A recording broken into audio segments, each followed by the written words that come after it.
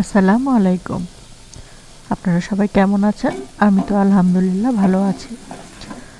আচ্ছা, কে কি রান্না করছেন?